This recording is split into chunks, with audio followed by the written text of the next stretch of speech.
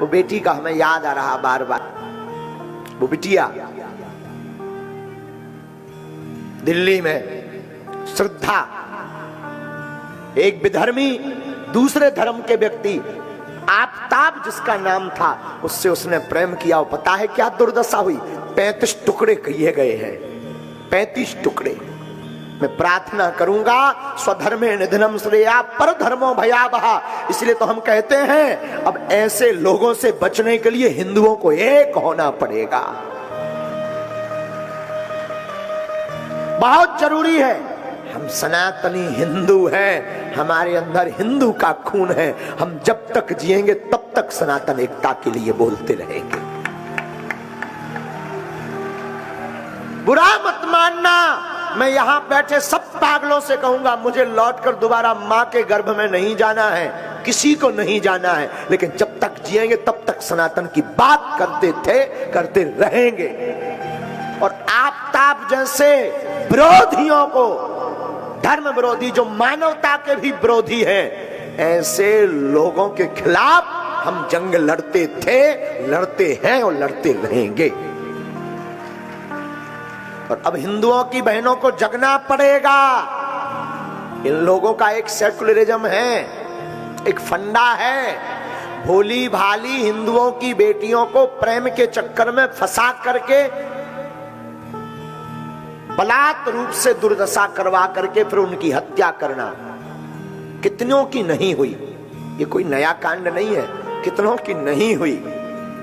क्या गुजरी होगी हमारी बेटी श्रद्धा के ऊपर, बहन श्रद्धा के ऊपर, जब उसके शरीर के 35 टुकड़े किए गए होंगे। महाराज जी अभी की घटना है, ताजी फ्रिज में रखा है उसने 35 टुकड़ों को।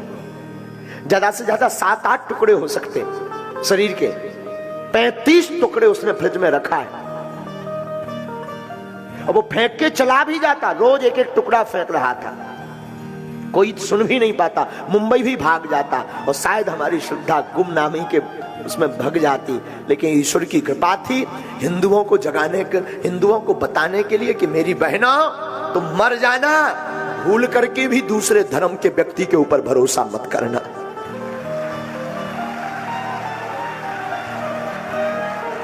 हम किसी धर्म के विरोधी नहीं है, पर सनातन के कट्टर हैं। तुम विवाह करना भी तो सनातनी से प्रेम करना, कम से कम वो मस्तक पर तिलक, गले में माला लगाए हो, ऐसे सनातनी से प्रेम करना, विवाह करना। मेरी बहनों, दूसरे धर्म के लिए बुरा मत मानना। आज की कथा में मुझे बहुत, आज दरबार में इस बात के लिए बहुत आवेश आ रहा था। किसी को बुरा लगे तो क्षमा करना। भैया दूसरे धर्म का व्यक्ति रिफाइंड ऑयल, रिफाइंड के तेल में हाथ डाल दे, फिर तिल के बोरा में हाथ डाल दे, जितने हाथ में तिल छप जाए उतनी बार भी कोई सौगंध खाए तब भी एक तिल बराबर विश्वास मत करना। ये हम नहीं कहते हैं, ये हमारे वाक्य नहीं है, महाराणा प्रताप के वाक्य हैं। दूसरा व्यक्ति, दूसरे धर्म का व्यक्ति अगर तेल के कनिस्तर में हाथ बोरकर तिल के बोरा में, बोरी में हाथ डाल दे और जितना तिल हाथ में लग जाए उतने बार भी वो अपने बाप की सौगंध खाए तब भी तुम एक तिल बराबर उस पर भरोसा मत करना, मत करना, मत करना।